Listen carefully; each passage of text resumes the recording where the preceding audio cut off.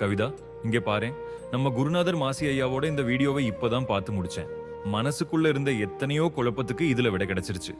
அப்படியா செல்வம்? எதை பத்தின வீடியோ அது? எனக்கும் சொல்லேன், நானும் தெரிஞ்சுக்கிறேன். தியானம் பண்றப்போ நம்மள நிறைய பேருக்கு இந்த புருவ மத்தியில, அதாவது நெற்றி பொட்டுல ஒரு துடிப்பு அல்லது அழுத்தம் வரும்ல, அதை பத்தி தான் ஐயா இதுல விளக்கமா சொல்லியிருக்காரு. நாம இதை ஏதோ பெரிய ஆபத்துன்னு நினைச்சு பயப்படுறோம். ஆனா உண்மை அது இல்லையாம். எனக்கும் தியானம் பண்ண உட்கார்ந்தா அந்த இடத்துல ஒரு பாரம் தெரியும். சில சமயம் லேசா வலிக்கிற மாதிரி கூட இருக்கும். அது ஏன் அப்படி நடக்குதுன்னு ஐயா சொல்றாரு. ஐயா ஒரு சூப்பர் உதாரணம் சொல்றாரு கவிதா. நாம தண்ணி குடிச்சா அது உடம்புல இருந்து வெளியேறணும், இல்லைன்னா அது நோயா மாறிடும். அதே போலதான் நாம செய்யற தியான பயிற்சிகளால நம்ம உடம்போட சக்தி மேல எழும்பி நெற்றி பொட்டுல வந்து குவியுதாம். அந்த சக்தி அங்கேயே தேங்கி நிக்க கூடாதாம், அது வெளியேறணுமாம்.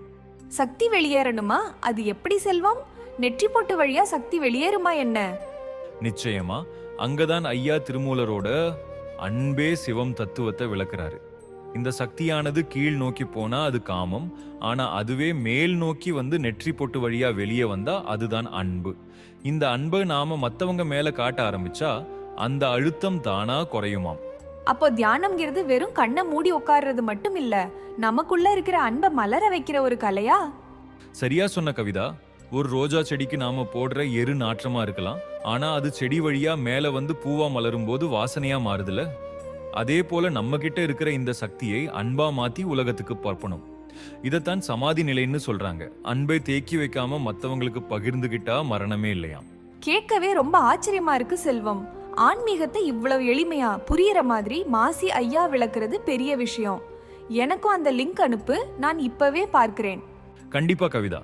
நண்பர்களே, நீங்களும் உங்க புருவ மத்தியில துடிப்பை உணர்ந்தா அது உங்களை சுத்தி இருக்கிறவங்க மேல அன்பு காட்ட வேண்டிய நேரம்னு புரிஞ்சுக்கோங்க. குருநாதரோட இந்த முழு வீடியோ லிங்க் டிஸ்கிரிப்ஷன்ல இருக்கு, மறக்காம பாருங்க. ரொம்ப நன்றி செல்வம், இவ்வளவு அழகான விஷயத்தை இன்னைக்கு எனக்கு புரிய வச்சதுக்கு. அனைவருக்கும் நன்றி, வணக்கம்.